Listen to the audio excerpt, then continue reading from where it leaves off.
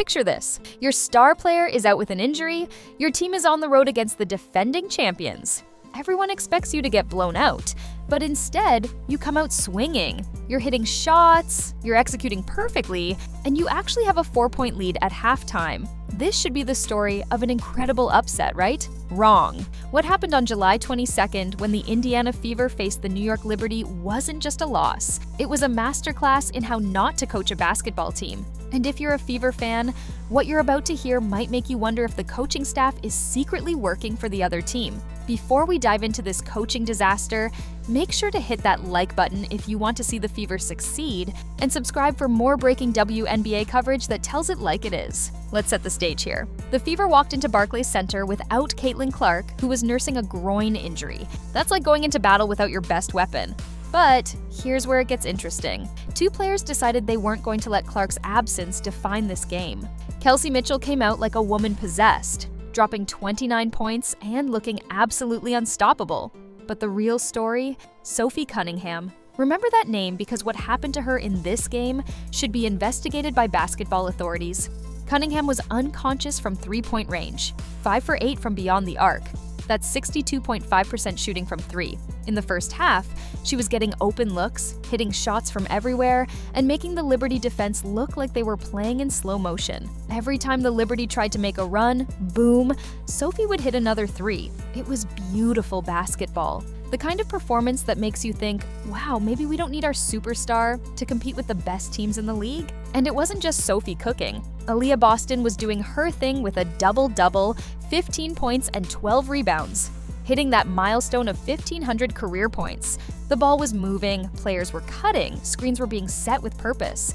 The Fever looked like a completely different team. They went into halftime leading 46-42, leading against the defending champions on the road without their best player. Now, any basketball fan knows that championship teams make adjustments at halftime. The Liberty, with Sandy Brondello at the helm, were going to come out with a different game plan. This is where good coaching shows itself. This is where you earn your paycheck. This is where Stephanie White and her staff absolutely fell apart. The third quarter started, and suddenly Sophie Cunningham became invisible. Not because she started missing shots, not because she was in foul trouble, not because she was tired. She became invisible because the coaching staff apparently forgot she existed. The player who was 5 for 8 from 3, who was stretching the floor and creating space for everyone else, suddenly stopped getting touches. It's like they decided, hey, this is working too well, let's try something different. Think about the absurdity of this for a second. You have a player who's literally on fire, and you freeze her out? That's not just bad coaching, that's coaching malpractice. Where were the plays designed to get her open? Where were the screens to free her up? Where was the basic basketball IQ that says when someone is hot, you keep feeding them until the defense stops it? But wait, it gets worse. While Sophie was being turned into a spectator, the Liberty went on a 19-3 run. 19-3. Let me spell that out for you. 19 points to 3 points. That's not a run, that's a massacre. And what was the response from the Fever bench? Crickets, delayed timeouts, no adjustments, no sense of urgency. It was like watching a car crash in slow motion while the driver refuses to hit the brakes. Meanwhile, Kelsey Mitchell, who finished with 29 points, was still trying to carry the team. But here's where it gets criminal. In the most crucial moments of the game, when the Liberty were putting the game away, Mitchell wasn't even the focal point of the offense. The best scorer on the floor for Indiana wasn't getting plays run for her in crunch time. That's like having LeBron James on your team and running plays for the water boy in the fourth quarter. You know what the crazy part is? This isn't even the first time we've seen this pattern from Stephanie White's coaching staff. It's becoming their signature move. Build a lead, look competitive, then completely abandon what's working in the second half. It's like they have a playbook that says, Step 1, play well. Step 2, panic. Step 3, lose the game. The final score was 98-84. A 14-point loss that felt even worse because of how it happened. The Fever were outscored by 18 points in the final 2 quarters. 18 points. That's not just losing momentum, that's a complete system failure. And here's what really burns me up about this whole situation.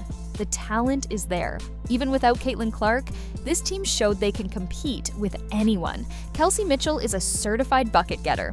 Sophie Cunningham, when she's actually allowed to play, is one of the best shooters in the league. Aaliyah Boston is a walking double-double. The pieces are there. The coaching?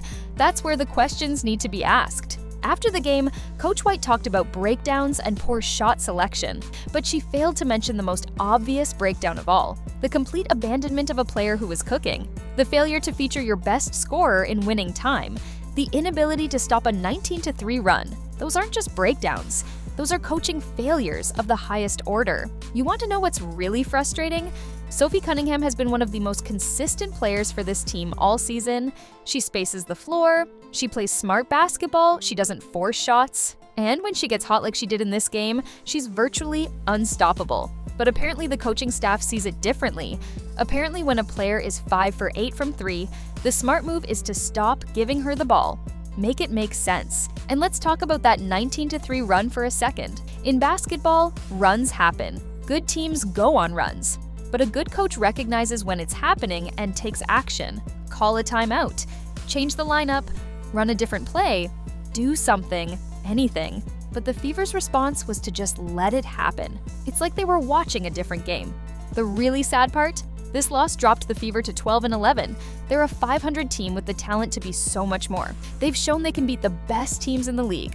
Remember, they handed this same Liberty team their first loss of the season back in June when Caitlin dropped 25 in the first half. But consistency, that requires coaching, and that's where this team is failing. Look, I get it. Coaching in the WNBA is hard.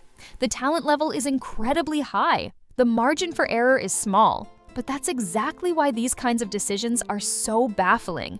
When you have a player like Sophie Cunningham who's literally carrying you, you ride that wave. When you have a scorer like Kelsey Mitchell, you make sure she touches the ball in crunch time. This isn't rocket science. It's basketball 101. The worst part about all of this? Caitlin Clark is going to come back from injury, and if the coaching doesn't improve, it won't matter. You can have all the talent in the world, but if your coaching staff can't make basic in-game adjustments, you're going to keep losing winnable games. And that's exactly what this was, a winnable game that was coached away. Think about what this team could be with proper coaching. Caitlin Clark running the point, setting up Sophie Cunningham for open threes. Kelsey Mitchell getting consistent touches in the fourth quarter. Aaliyah Boston dominating the paint. The potential is there. It's staring everyone in the face. But potential doesn't win games. Execution does. And execution starts with coaching. So, what needs to change? First, when a player is hot, keep feeding them.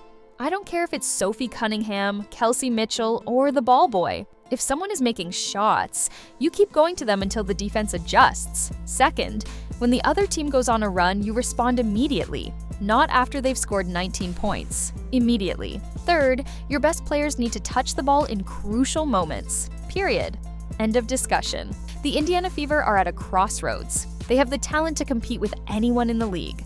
They've proven that even without their superstar, but talent alone doesn't win championships. It doesn't even win regular season games if it's not properly utilized. And right now, the coaching staff is failing this team in spectacular fashion. This loss to the Liberty wasn't just another mark in the L column, it was a glimpse into everything that's wrong with how this team is being managed. From freezing out hot players, to failing to respond to opponent runs, to not featuring your best scorers in crucial moments. It's a laundry list of coaching failures that would make any basketball purist sick to their stomach. The question now is simple. Will anything change?